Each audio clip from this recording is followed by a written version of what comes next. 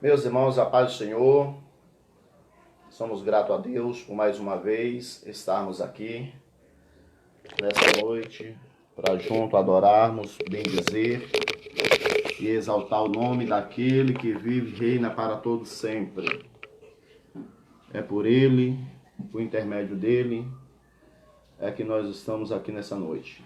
Nós iremos nesse instante meditar um pouco na palavra do Senhor, que tem feito grandes coisas por nós e por isso estamos alegres.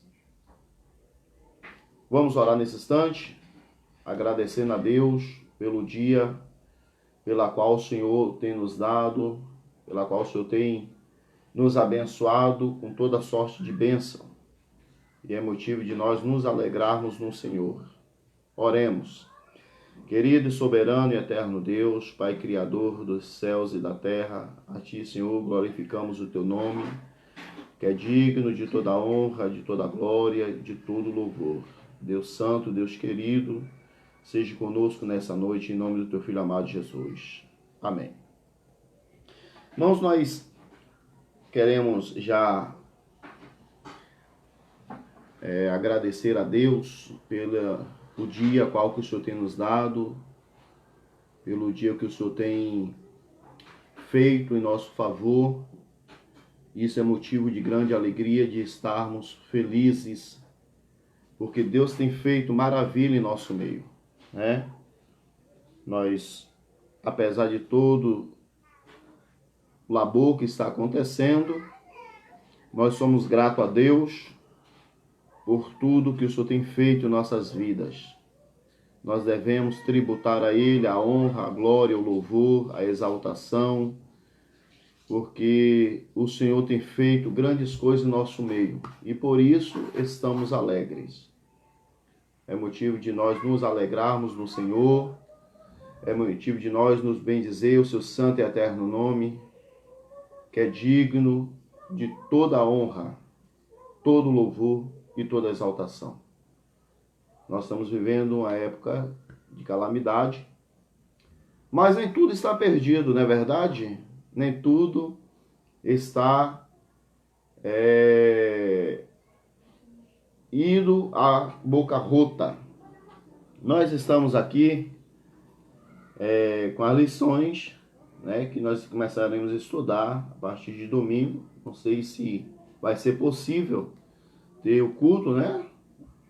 A lição, vamos estudar a carta aos Efésios e nós iremos estudar sobre a lição.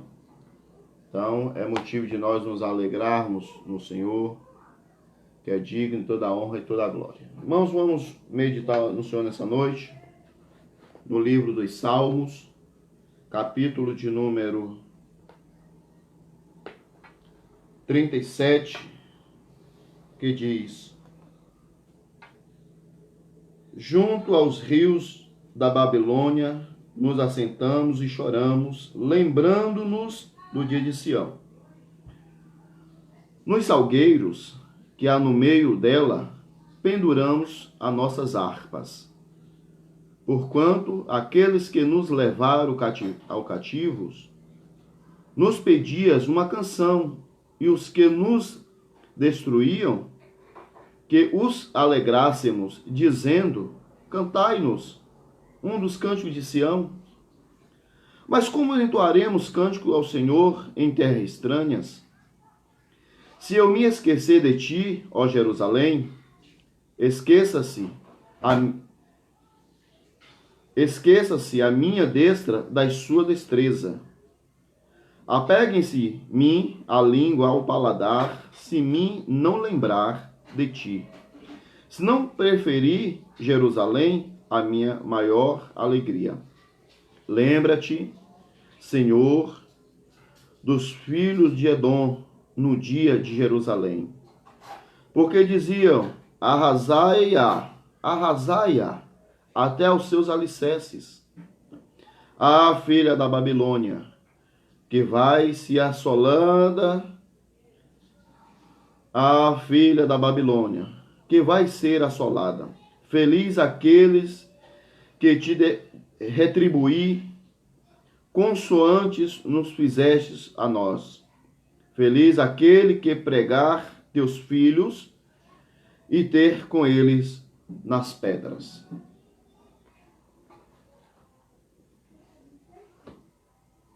Irmãos, nós temos um texto um pouco intrigante, um texto que, no final da sua leitura, é difícil de nós glorificarmos a Deus e dizer amém, pois o texto ele termina com uma das maiores perversidades, falando de criança, né?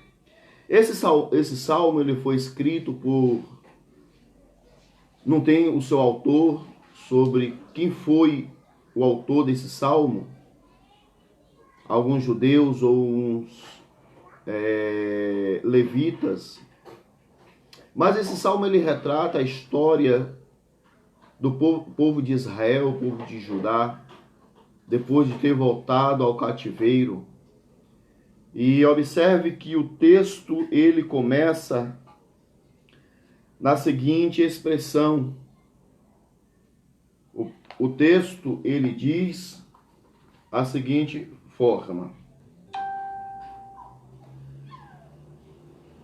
cantai de júbilo a Deus. Desculpa. Vamos ler 137.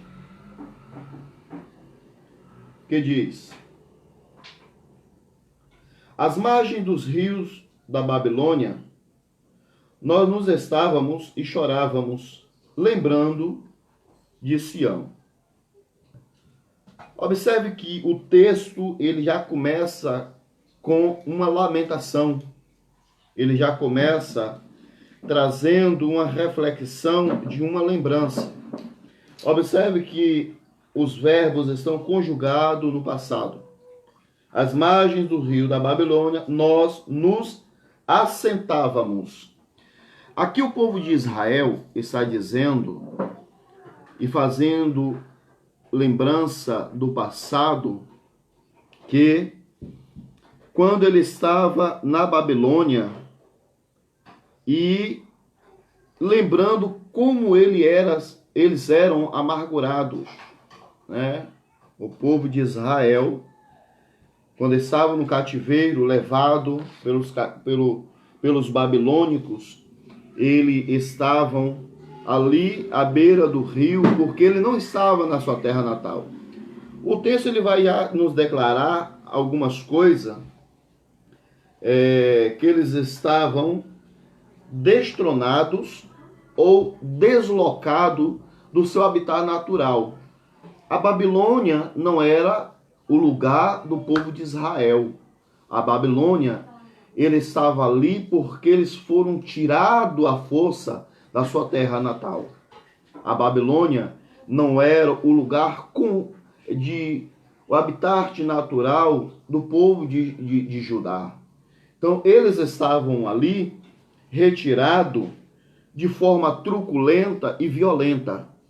Então, em Atos 16, se eu não me falha a memória, 16:13, quando ele faz referência que ele estava à margem dos rios da Babilônia, observe que 2 rios, ele era, na região prevalecia, que era o rio Eufrates e o rio,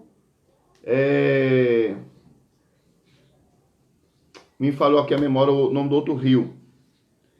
Mas a Babilônia, eles era ramificado por alguns rios pequenos, que faziam de um deserto um jardim.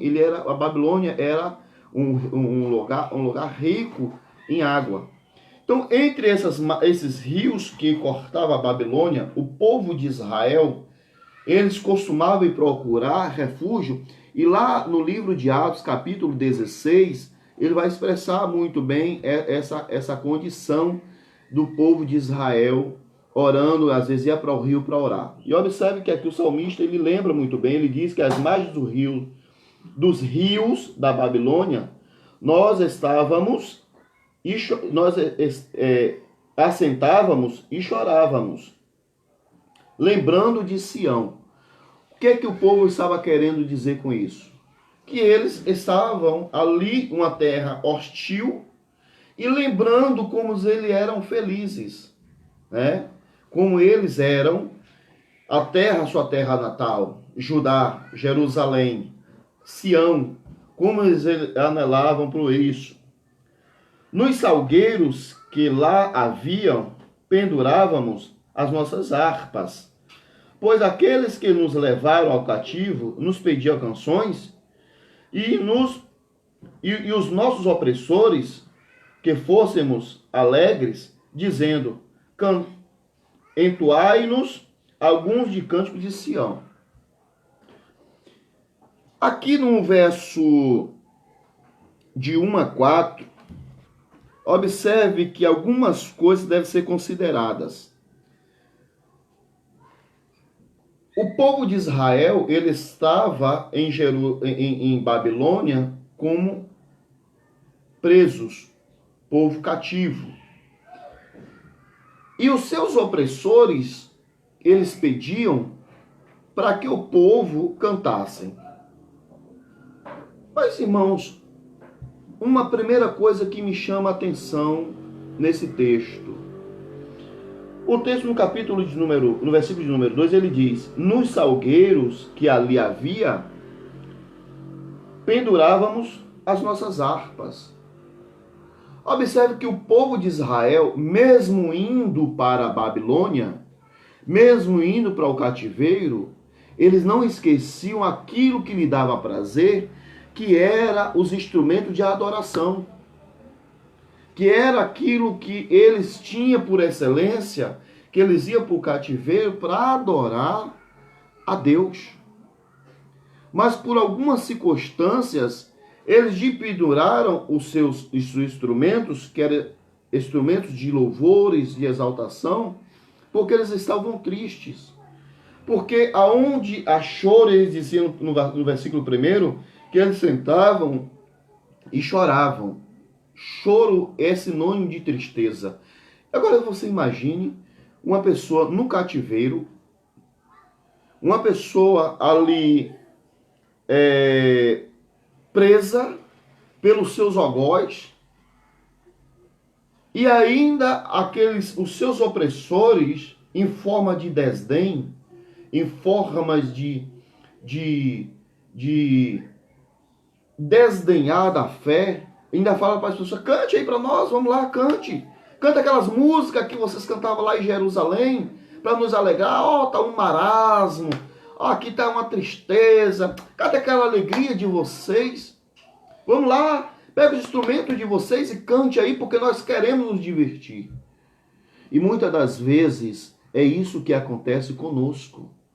E muitas das vezes nós somos tripudiados em nossas fé quando a adversidade vem contra nós. Esse momento que o país está vivendo, muitas pessoas estão criticando a igreja e perguntando, cadê o Deus de vocês? Por que agora vocês não cantam? Por que agora vocês não adoram a Deus? Por que agora vocês não glorificam, né? Vocês não servem um Deus que pode todas as coisas? Esse Deus maravilhoso, poderoso que vocês pregam, cadê? Nós queremos ficar livre desse mal que está assolando o mundo. E a pergunta que nós fazemos nessa noite, cadê os nossos instrumentos de adoração? O que é que nós temos feito? O que é que nós temos feito com esses instrumentos de adoração? Será que nós estamos utilizando nesse momento terrível, nesse momento tenebroso, nesse momento de angústia? Será que de fato nós estamos sentando e parando e chorando? Ou nós estamos no conforto das nossas casas, esperando a quarentena se acabar, para nós voltarmos para a igreja e cultuar a Deus como se nada tivesse acontecido?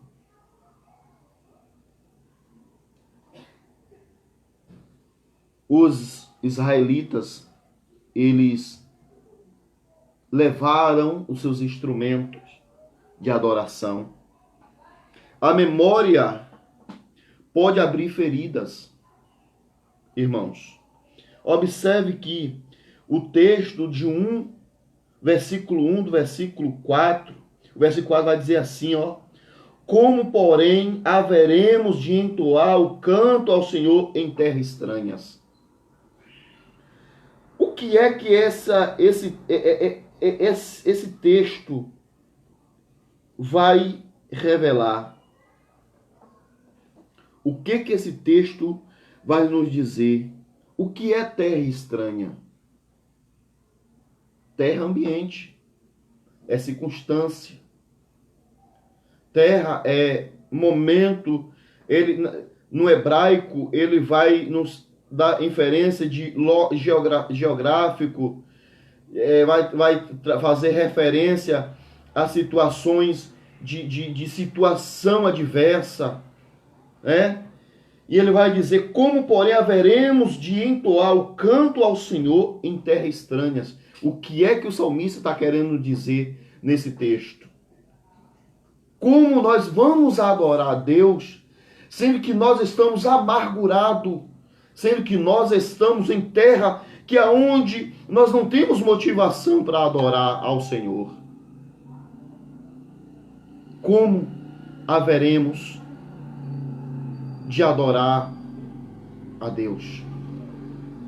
O povo israelita se sentiram confrontados naquele momento, porque os seus algozes, os seus opressores, eles desdenhavam dele, dizendo: cante uma música, vamos lá, adore, nós queremos nos alegrar. Imagine você passar, irmãos, por uma situação e aonde os seus inimigos agora, olhando para você nesse instante e dizendo dessa forma: ei, cadê o Deus de vocês? Vamos lá, vamos adorar, nós queremos ver. Bora, cadê os saltérios que vocês falam tanto? O salmista Davi, ele vai expressar, o salmista Davi, desculpa, não foi o salmista Davi que escreveu esse salmo. O salmista aqui, ele vai expressar como nós haveremos de adorar ao Senhor em terra estranha. Como nós devemos adorar o Senhor numa terra de pagãos. Nós estamos no meio de vocês. Nós estamos aqui aprisionados no cativeiro. Como nós iremos adorar a Deus em circunstâncias que nós estamos? Irmãos, o luto oficial exigia que o planteador ficassem assentados os exilados de judeus. Então observe que quando está planteando, isso era uma cultura judaica, eles tinham que se assentar e de fato chorar.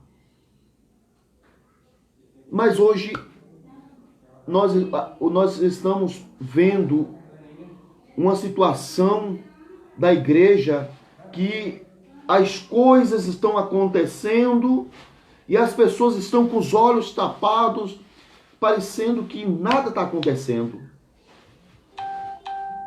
Para ele, tanto faz como tanto fez. Para ele, tanto, sabe, é mais uma coisinha que vai passando e não estão percebendo as aflições que a igreja está começando a sofrer. A pergunta que nós fazemos: o porquê que Israel foi para o cativeiro? Porque abandonaram ao Senhor, perderam o prazer de cultuar a Deus, de servir ao Senhor Espírito em verdade. No versículo de número 5 do Salmo 137, você que chegou agora, nós estamos meditando no Salmo 137, o versículo 5 diz assim: se eu te me esquecer, ó Jerusalém, que se resseca a minha direita, apegue-se a minha língua ao paladar, e se me não lembrar de ti, se não preferir eu, Jerusalém, a minha maior alegria. Observe que esse texto, alguém no meio da adversidade, ele vai fazer uma promessa. Ele vai voltar atrás e lembrar de Jerusalém. E o que o texto faz inferência é que o povo de Deus vai voltar atrás e lembrar novamente do Senhor. Jerusalém aqui representa a glória de Deus. Jerusalém aqui representa a igreja, representa agora, sabe, lembrando de novo de Deus novamente. E o povo, e aqui o salmista vai falar, se eu não tiver prazer, se eu não lembrar de ti, ó Deus, que o meu lado direito, que o Senhor resseque ele, murche, para que fique inútil. Que a minha língua, ela cole no meu palato do céu da minha boca. E que eu não tenha mais voz. Você sabe essa expressão que o salmista está usando aqui, pedindo a Deus, fazendo esse juramento, o que isso significa? Ele está pedindo que o Senhor me anule por completo. Que eu fique completamente inútil. Porque ele faz a declaração maior no final do verso 6, ele diz, né? Se não preferir eu, Jerusalém, a minha maior alegria. Ele agora lembrou que Deus é a sua maior alegria. E quando nós falamos isso, irmãos, que Deus é a nossa maior alegria, o porquê que Deus é a nossa maior alegria? É porque Ele nos abençoa? É porque Ele tem cuidado de nós simplesmente? Não, porque Deus, Ele é a nossa esperança. Porque Deus, Ele é o nosso maior, o nosso bem maior. Deus, Ele representa para nós aquilo que nós mais podemos anelar em nossa vida. Porque Deus, Ele representa e é as maiores soluções dos nossos maiores problemas. E a solução do nosso maior problema, Deus, Ele proporcionou na cruz do Calvário, matando, crucificando o seu próprio Filho, para nos redimir a Ele. Observe que do verso 5 ao 6, a memória pode construir um caráter. E o povo, ele lembrou lá do passado da Babilônia. E observe que esse texto aqui de Salmo, ele não foi escrito no cativeiro. Não, não. Esse Salmo aqui, ele foi escrito já fora do cativeiro. Se lembraram as memórias, se lembraram, né? Porque, irmãos, às vezes coisas acontecem em nossas vidas e nós ficamos lembrando dessas coisas, né? Porque nós não podemos, ninguém tem amnésia voluntária, né? Ninguém pode deletar nada da sua memória, por chegar como se fosse um botãozinho, um computador falar assim, ó, vou deletar. Ninguém pode fazer isso, porque ninguém tem amnésia voluntária. Há coisas que acontecem em nossas vidas que fica marcado, que fica, sabe, os anos passam e você fica ali angustiado, sempre volta porque ou de uma forma benéfica ou muitas vezes ruim, mas isso sempre vem à tona, sempre uma hora lembra, porque está fora do nosso alcance de não lembrar. Mas a memória, ela pode construir um caráter. E aí é que o povo, eles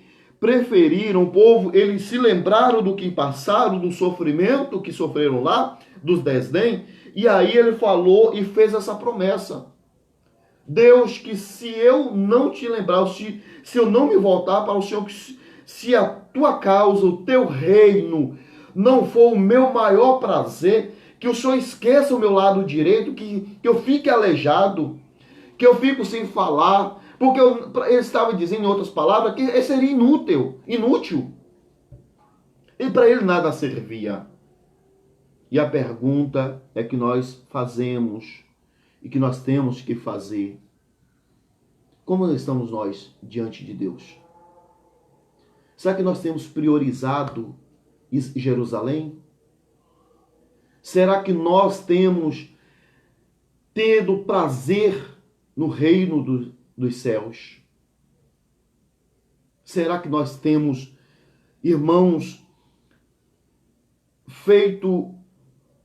lembrado como se deve ser lembrado de Jerusalém? Observe que muitas das vezes nós, por pouca coisa, esquecemos. O mundo está em pavor. O mundo está, em um caos.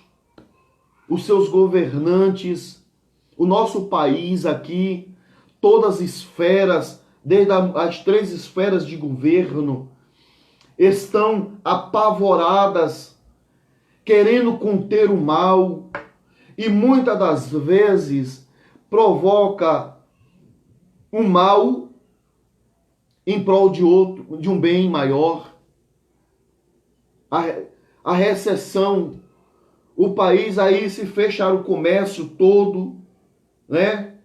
E muitos, acredito eu, que mal intencionado mesmo, outros bem intencionados, mas a pergunta que fazemos, nós como cristãos, como nós temos enxergado essas coisas? Como é que nós temos visto isso? Como é que nós temos alencado isso de uma forma que vem coadunar com o reino dos céus? Qual é as nossas atitudes? Essa é a pergunta que nós fazemos. Do versículo 5 e 6, ele vai expressar, né, essa questão das memórias. Observe que isso vai passar, logo isso vai cessar. Na China, lá, aonde foi o prepulsor dessa pandemia, já passou. Há quem diga que lá está tudo tranquilo, já voltou às normalidades. Nosso país também isso vai passar. Mas nós não sabemos que efeito isso vai trazer para nós cristãos. Que efeito isso vai nos causar? Qual é a nossa lembrança? O que isso vai deixar para nós como cristão? Qual é o legado que isso vai trazer? Será que nós iremos, nesse momento difícil, de voltarmos para Deus e falar, Senhor, eu preciso rever os meus conceitos, eu preciso rever novamente, de me voltar para Ti, em espírito, em verdade. Eu preciso, ó Deus, voltar, de ter o Senhor como referência, de ter o Senhor como o meu maior prazer. Porque se, Senhor, isso não fazer parte da minha vida como cristão, Senhor, nada importa, é melhor o Senhor tirar a minha vida, me deixar inutilizado por completo. O salmista aqui, alguém se lembrou dessa calamidade que o povo de Israel passou e fez essa promessa. E fez esse juramento diante do Senhor. Senhor, se Israel não for o meu maior prazer, se não for o meu bem maior, eu prefiro que o Senhor me deixe inutilizado. E aí ele vai usar a expressão que o meu lado direito resseque-se, que a minha língua fica colada ao paladar. Aí eu lhe pergunto, irmãos, quem é destro, né? Quem escreve e faz tudo com a mão direita. Se algum problema um dia você ficar inutilizado, ou melhor, faça um teste. Pegue seu braço, amarre o corpo e tenta fazer as atividades normais do dia a dia. Pense em fazer as atividades do dia a dia para ver se você consegue. Pense. Você que trabalha com comunicação, que você precisa, trabalha com público, que a sua voz é o seu ferramenta de trabalho. Tente fazer ou fechar a sua boca, passar uma cola na sua boca para ver se você consegue e veja que se você vai servir para alguma coisa. O salmista aqui, é isso que ele está falando. O salmista aqui está falando isso para Deus. Senhor, tira de mim todas as minhas capacidades. Se eu não voltar a ter prazer novamente, se Jerusalém, se o teu reino, se o teu povo, a tua causa não ser prioridade em minha vida.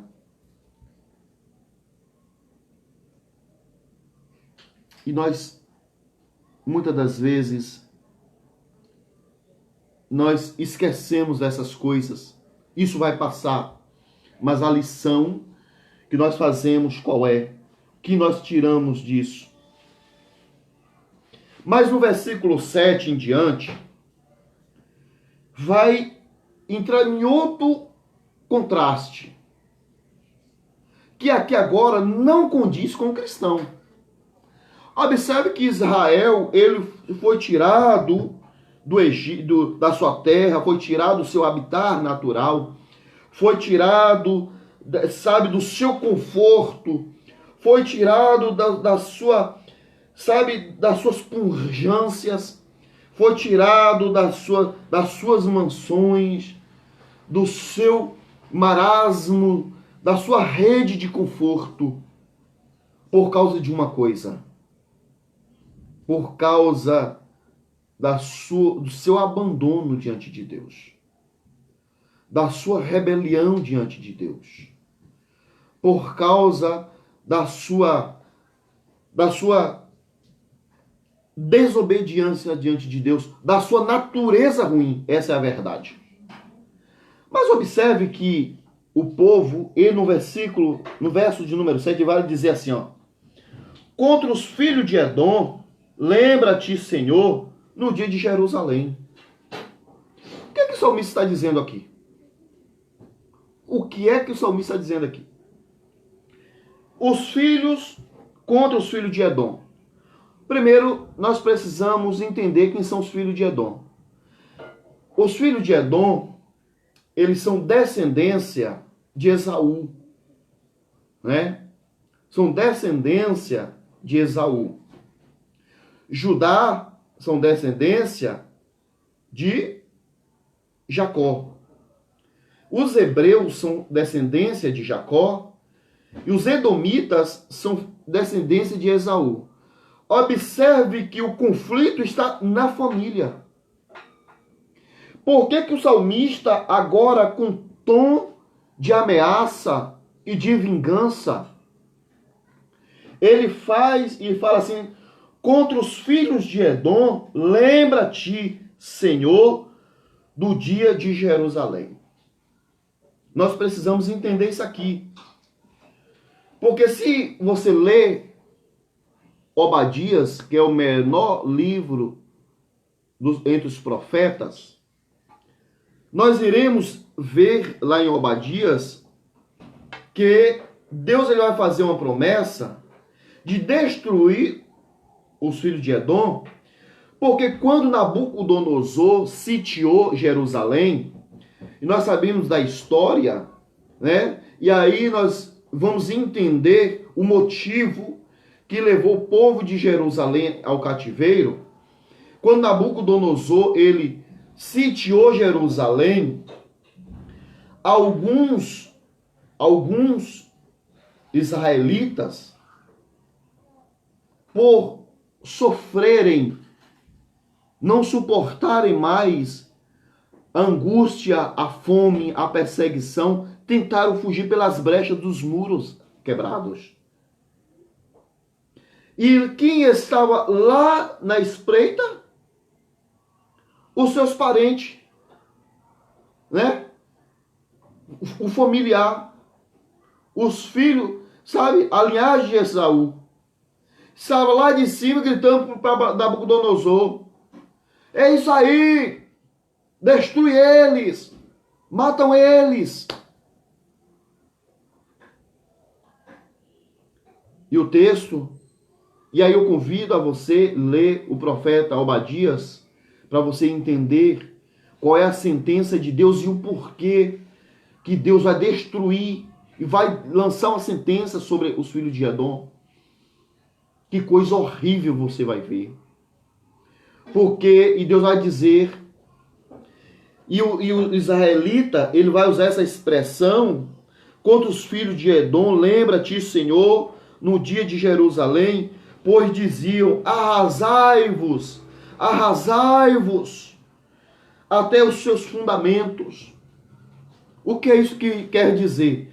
Os edomitas, vendo a desgraça de Israel, vendo alguns lá fugindo, além de estar torcendo a favor dos babilônicos, né?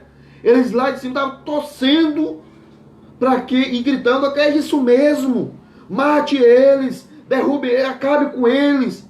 E a expressão aqui é: arrasem-os até os fundamentos. É de uma expressão tenebrosa, porque o povo edomita estava querendo que eliminasse o povo de Israel, que não ficasse nada até os seus fundamentos, de o que é mais profundo, tinha que ser destruídos. Era isso que os edomitas estavam falando. Arrasai-vos, arrasai-vos, até os seus fundamentos, até os alicerces. E o salmista aqui, agora, fora do cativeiro, ele lembrou dessa situação.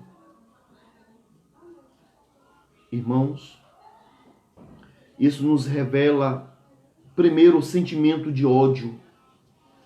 Primeiro, o sentimento de vingança. E a dor era maior que quando a perseguição parte dentro entre o nosso meio. A vingança, a frustração, ela é maior quando ainda algo vem acontecendo dentro da igreja, dentro dos nossos familiares, aí o contexto geral dentro da igreja. Observe que como é difícil um irmão dentro da igreja perdoar outro. Observe como é difícil. Mas também observe como é difícil de se ver um dos nossos sendo os nossos próprios algozes. Observe que como é difícil dentro da igreja, aonde nós, né, temos como primazia a comunhão, temos a primazia aquilo que vem nos dar prazer, nós sentirmos traídos, perseguidos. Isso é difícil de ver. Como também é difícil perdoar essas pessoas que assim agem conosco. O povo de Israel aqui, ele não esqueceu.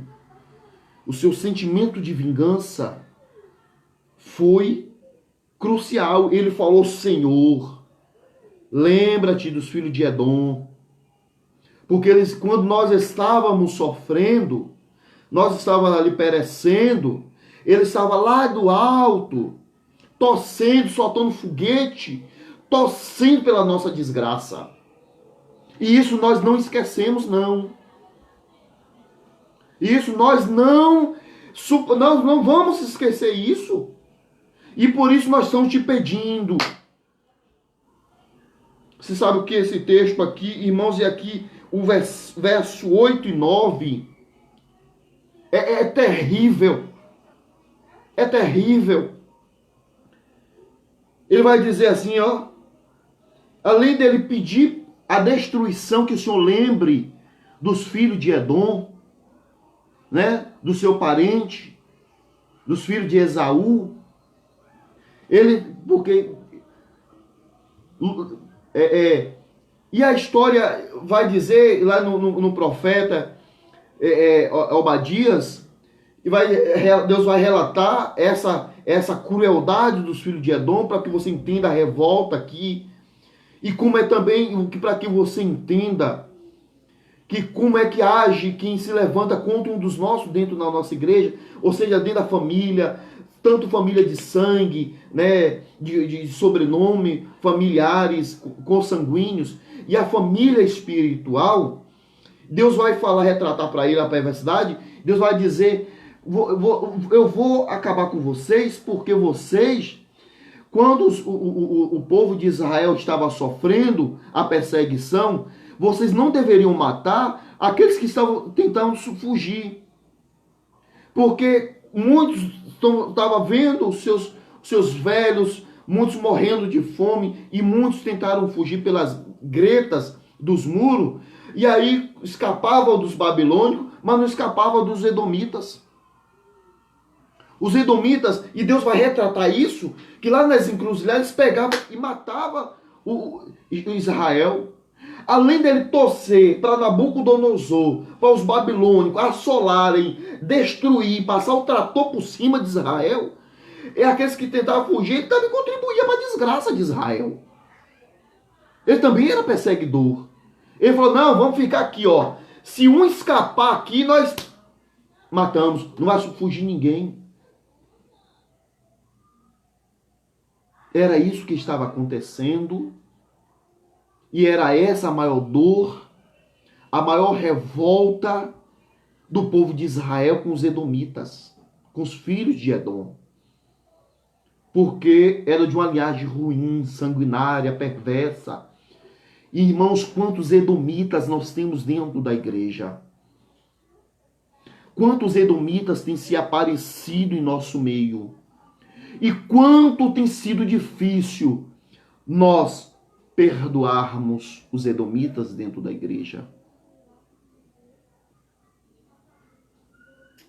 O texto, ele vai no verso de número 9, a mágoa, ela ainda continua, e agora de uma forma pior.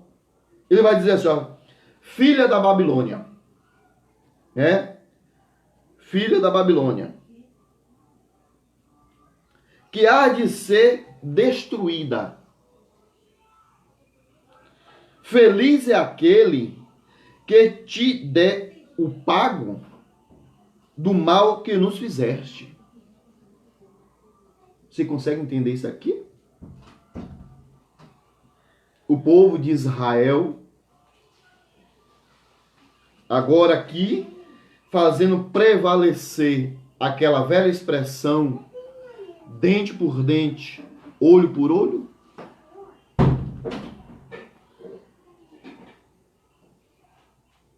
A palavra retribuir, no grego, no hebraico, né? E eu estou lendo aqui: há de te destruir, destruída. Feliz é aquele que te der o pago ou te retribuir. Irmãos, a palavra retribuir, no hebraico, ela vai dar a conotação de dar aquilo que é merecido. Se você trabalha, você é retribuído pelo teu trabalho. Não é verdade? E o salmista aqui, ele vai falar: filha da Babilônia, que há de ser destruída. Ele já vai desejar a desgraça também dos babilônicos. Feliz é aquele, e eu feliz aqui, não é aquela conotação de louvor, de aplauso.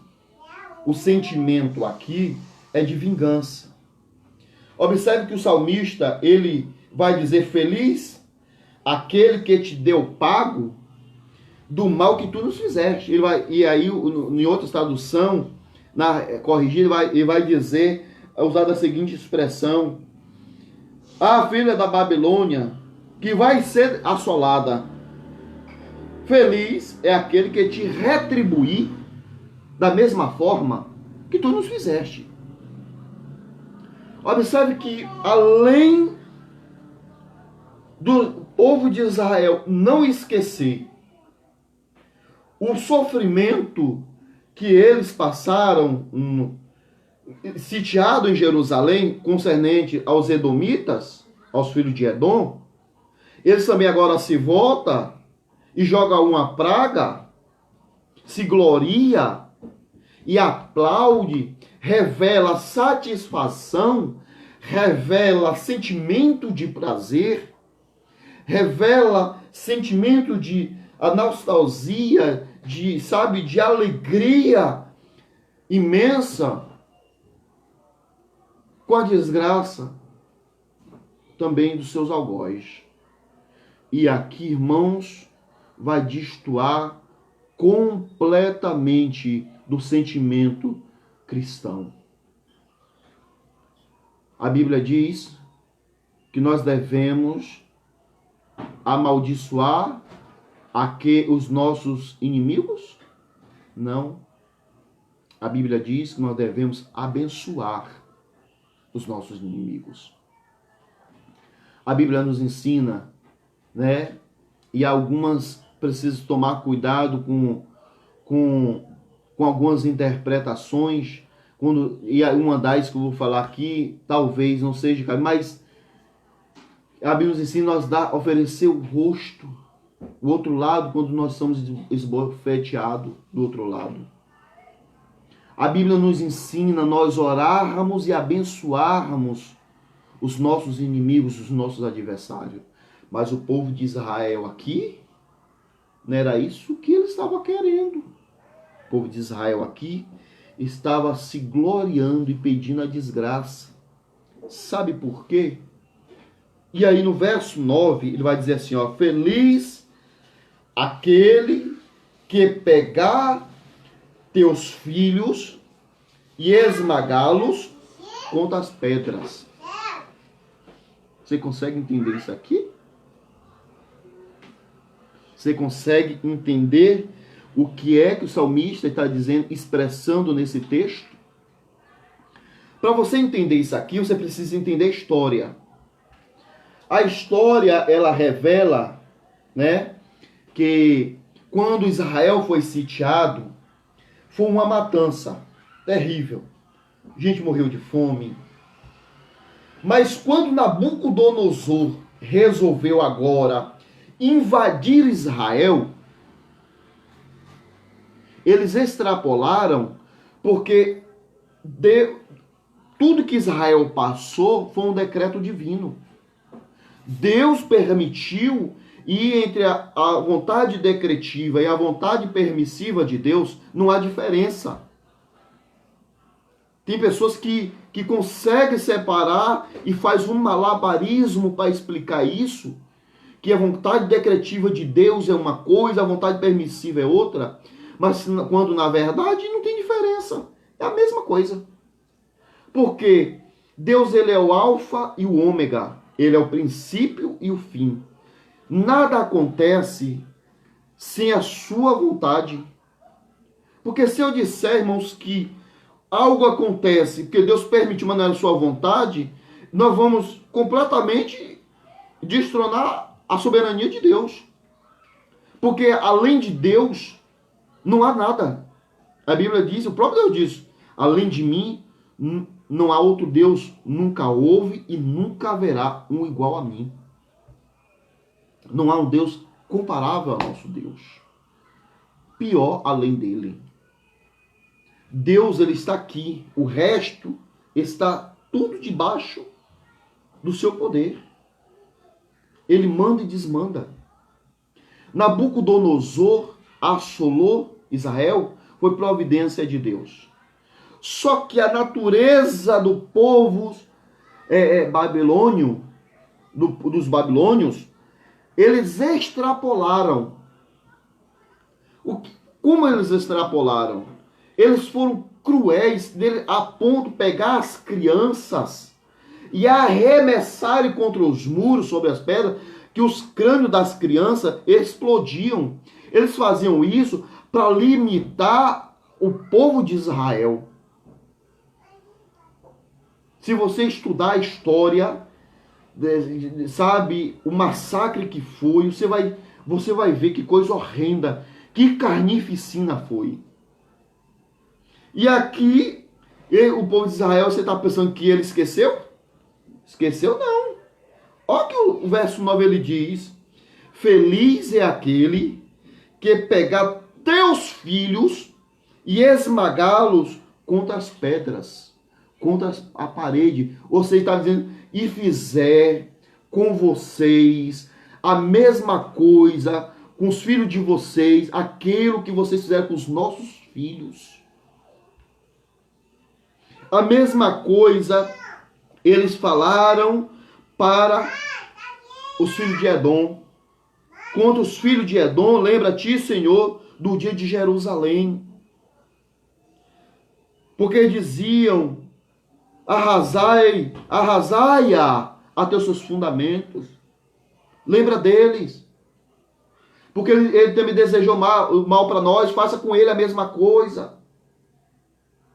Com os filhos da Babilônia, que há de ser destruída. Feliz é aquele que te pegar e pagar o mal que tu nos fizestes. E aí o texto vai dizer, o mal que tu nos fizeste. Feliz é aquele que pegar os teus filhos e fizerem a mesma coisa que tu fez com os nossos filhos. Arremessarem ele contra a parede. E aí ele estava dizendo, tu vais sentir a mesma dor que eu senti. Irmãos, eu fico nos dias atuais observando dentro da igreja o sentimento de vingança e muitas das vezes nós perguntamos como está sendo a nossa oração, como está sendo o nosso convívio, como é que nós estamos lidando com situação adversa, como nós estamos lidando com situações difíceis de ser suportadas, como nós estamos suportando e lidando com o irmão que estão nos caluniando. Qual é o nosso tipo de oração que nós estamos fazendo para esses irmãos? Será que o nosso sentimento de vingança, será que o sentimento que nós estamos tendo é um sentimento que glorifica a Deus? É um sentimento que vem glorificar o nome do Senhor? Porque, irmãos, a memória, ela pode estimular a fé, mas a memória saudável, porque é difícil você, sabe, alimentar, que tem irmãos que não conseguem perdoarem, tem pessoas que não conseguem liberar o perdão, mas tem irmão que fala, eu perdoo, mas não perdoa porque qual é o conceito de perdão? O que é que nós entendemos perdão? O perdão, irmãos, ele é lembrar e não sentir dor. Você consegue entender isso? Perdão,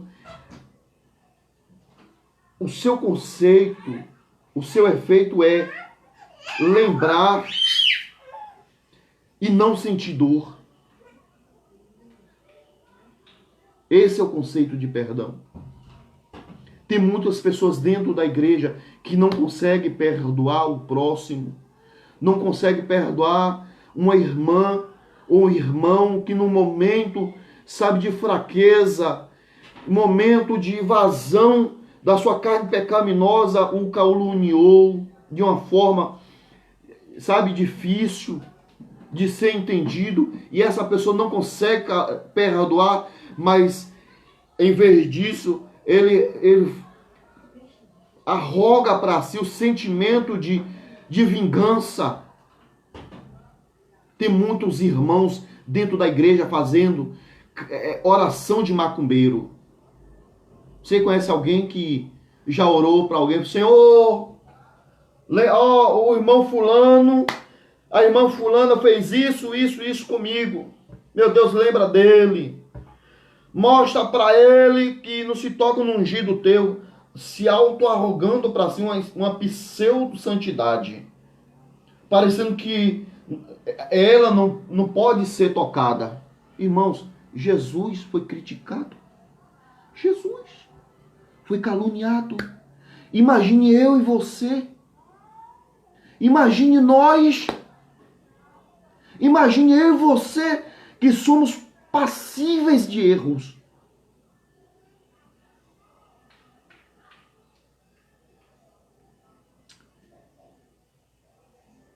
É difícil muitas vezes nós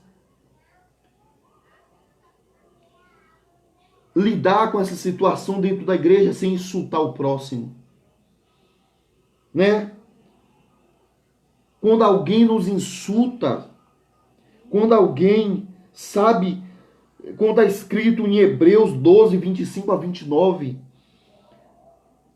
é difícil, irmãos, a gente lidar com essa situação. Os babilônios insultavam o povo de Israel e eles saíram com essa mágoa. Eles penduraram os seus instrumentos de adoração na figueira e pararam e foram se lamentarem. Quando outrora era motivo deles cultuarem a Deus e voltarem para Deus. Me lembro de Daniel, né? Daniel na Babilônia. Daniel, um momento terrível, não deixou de adorar o Senhor. Nós precisamos, irmãos, ter a capacidade de adorar na adversidade. E na adversidade é difícil. Adorar a Deus na bonança é fácil. O difícil é adorar ao Senhor na adversidade. Difícil é adorar o Senhor quando tudo está desfavorecendo. É difícil adorar a Deus quando tudo não vai bem. É difícil adorar a Deus quando tudo está dando ao contrário. Você já prestou atenção? Quando as coisas não vão bem para você, no trabalho e na igreja, e o meu foco aqui, irmãos, é a igreja, é a adoração, a vida, a comunhão, é a vida cristã. Daniel, ele não via motivação para não adorar ao Senhor. Na adversidade, Daniel adorava em qualquer lugar. O problema contextual da sociedade que Daniel estava inserido não foi motivo de desânimo para ele, ao contrário. Sadraque, Mesaque e Abednego, mesmo na fornalha, mesmo na hora da prova extrema, eles adoraram ao Senhor. Eles glorificavam a Deus. Enquanto hoje a igreja tem essa dificuldade de glorificar a Deus na adversidade. Se nós dássemos um tema para essa reflexão, para essa mensagem nessa noite, o tema seria apropriado a esse: a dificuldade de adorar na adversidade. O povo de Jerusalém, ele demonstrou essa incapacidade de adorar a Deus na adversidade. O verso de número 2 do Salmo 137, ele vai dizer: nos salgueiros que havia, pendurávamos as nossas harpas. pois aqueles que nos levaram ao cativo nos pediam canções. Imagine você e eu, nós, como igreja, adorarmos ao Senhor nos momentos difíceis. E é por isso que Deus, ele falou para o apóstolo Paulo, que é na fraqueza que tu, Paulo, é aperfeiçoado. Eu aperfeiçoo na fraqueza. Irmãos, nós estamos passando momentos, dias difíceis no nosso país. Muitos têm olhado com indiferença para esse momento que nosso país estamos passando, não estão dando a devida atenção para o que está acontecendo. Mas o momento é que nós devemos glorificar ao Senhor mesmo em casa. Nós poderíamos dizer que nós estamos sitiados, como o povo de Israel estava na Babilônia. Mas o que nós estamos passando não é nada comparado, nem à sombra, àquilo que o povo de Israel passou. Que nós possamos adorar o Senhor nesse momento.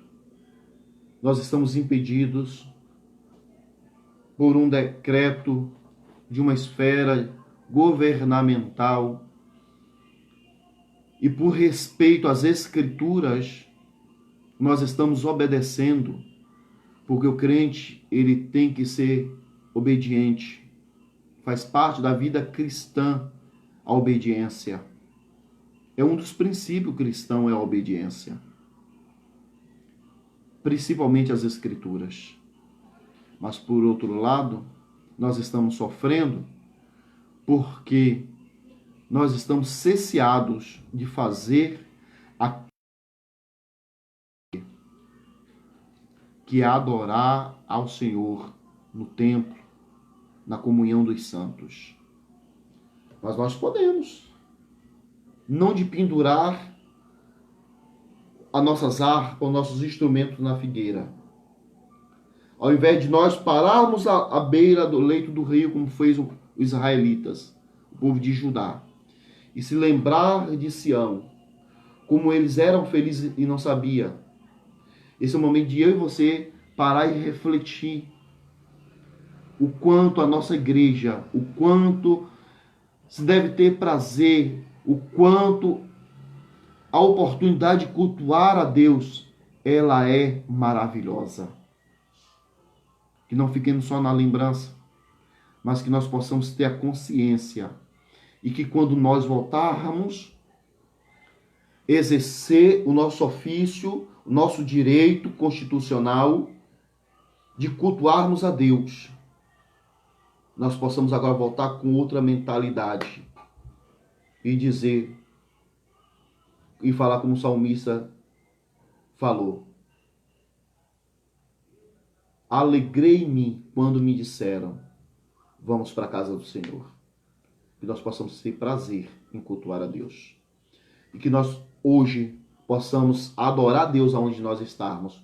Fazer como Daniel, Sadraque, Mesaque e Abednego adorou mesmo aonde o sistema era hostil, onde tudo não favorecia. Não fazer como o povo de Israel. Como nós devemos adorar o Senhor em terra estranha. Nós devemos adorar o Senhor todo o tempo, em todo o tempo da graça. E louvai ao Senhor para todo sempre. Oremos, eu quero te convidar a orar ao Senhor nesse instante junto comigo. Quero que você ore pelo nosso país, ore pelos profissionais de saúde, a qual eu faço parte, da enfermagem. Ore pelos meus colegas, ore pelos médicos, ore pelos enfermos e oramos para que Deus faça conforme a sua vontade. Que muitas vezes a gente pede para Deus repreender. Esses dias eu estava refletindo sobre isso. E talvez Deus está fazendo, trabalhando, mas nós pedimos misericórdia a Deus. Só isso, a sua misericórdia. E deixa Deus trabalhar. Oremos. Querido, soberano e eterno Deus, Pai Criador dos céus e da terra, Deus Santo, Deus Soberano, a Ti, ó Deus, queremos nesse instante glorificar a Ti e bendizer-Te, porque o Senhor é bom e é santo e sabe o que faz. Só tem o poder, a autoridade e a autonomia de fazer o que bem quiser, o que bem entender. A Ti, Senhor, nós só Te pedimos que o Senhor derrame a Sua graça sobre nós, a Tua mão santa e protetora nos guarde, nos livre, se for do Teu agrado e da Tua vontade. Senhor, que o Senhor tome conta desse país. Senhor, que o Senhor venha tomar a primazia, Deus, e entrar com providência nesse país, ó Pai. Porque é um país que está conturbado politicamente, que está, ó Deus, extraviado, tem se imperado aquilo, ó Deus, que não glorifica o Teu nome. E nós entendemos, ó Pai, que a Tua ira, a Tua justiça, ela tem feito sobrevaler sobre essa terra. E nós Te pedimos, Senhor, usa de misericórdia para com a Tua igreja. Nos cobre. Senhor, eu Te peço pelos meus colegas de profissão, que os que estão de plantão agora, Senhor, que o Senhor possa livrá-los. Meu Deus, que os enfermos agora, Senhor, que o Senhor possa, ó Deus, ter misericórdia, se for do Teu agrado e da Tua vontade. Mas o que eu Te peço, ó Senhor, que o Senhor faça conforme a Tua vontade soberana, porque é isso que importa. O que nós Te agradecemos pelo que o Senhor tem feito em nossas vidas. Seja conosco e nos dá uma noite de paz e segurança, em nome de Jesus. Amém. Que Deus vos abençoe. Que a graça de Deus e que o amor de Deus, a graça do nosso Senhor e Salvador Jesus e a comunhão do Espírito Santo de Deus seja com vocês.